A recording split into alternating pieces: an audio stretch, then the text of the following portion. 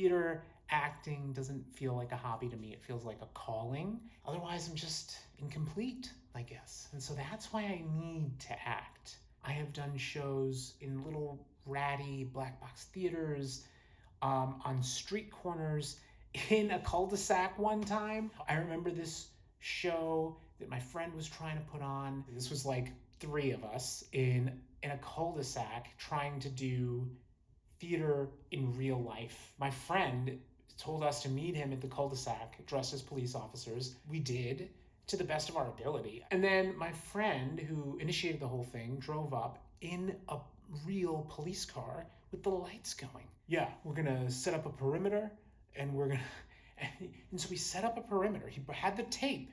And so around the car, he kind of closed off the cul-de-sac, and then he brought out this full-size, like not live, not live, but it was a dummy. It was a dummy, and it was heavy. And he positioned it on the ground, on its stomach, so that its face wouldn't show, because it was clearly a dummy.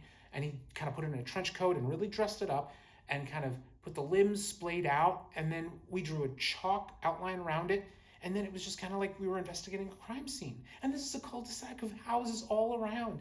And so people started coming out because the lights were going off just to see what was going on. And then they saw there was a dead body in the cul-de-sac, and they were freaking out. They're like, what's going on? What's going on? What happened? In our neighborhood? In our neighborhood? How could this happen? And we just had to stay in character because my friend was very strict. He's like, don't you break character. Don't you do it.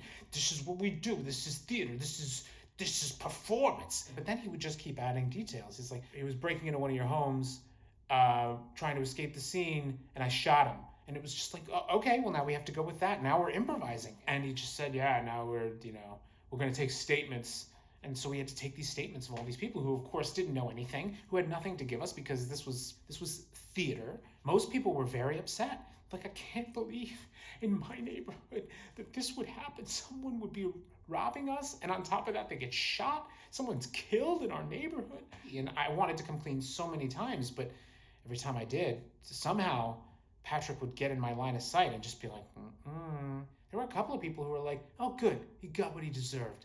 You steal, this is what you get. And I was just stunned. I couldn't believe it. And they would just say, like, God, I hope he suffered. I really hope I hope his mom. Did you tell his mom? You should tell his mom, is what they would say. You should call his mom right now and put her on speaker and tell her, so that we can hear her suffer, and let her know that her son died because he was stealing, and that it's her fault. And it just got real. And I just wanted to break at that point again. I'm just like, listen, sir. And then Patrick would come in my line and say, we're doing this for about a half an hour, 45 minutes. And then what happens is a real cop car pulls up. And I found out that basically my friend, in his dedication to the craft, had stolen a police car. They were there investigating the theft of one of their cars. And my friend, Patrick, was like, tried to kind of pass it off, like, as if it was the ultimate test of theatrical capability. He went up to them and he's like, officers, it's all right, I got this. I'm Officer McDougal, this is Officer Park, that's Officer Smythe.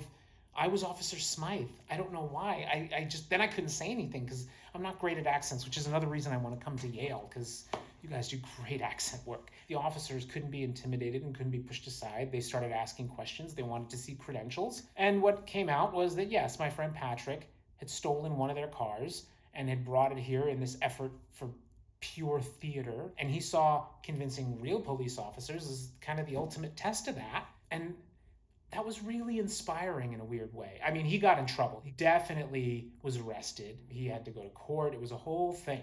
But his commitment, I thought, was really inspiring. I don't know that I would go as far as stealing a police car, but that's the kind of commitment you have to have, right? And I feel like I'm working my way up to it. I'm working my way up to maybe one day stealing a police car to try to convince police officers that I'm one of their own. To get to that level of commitment, I think, is what I'm really trying to work towards.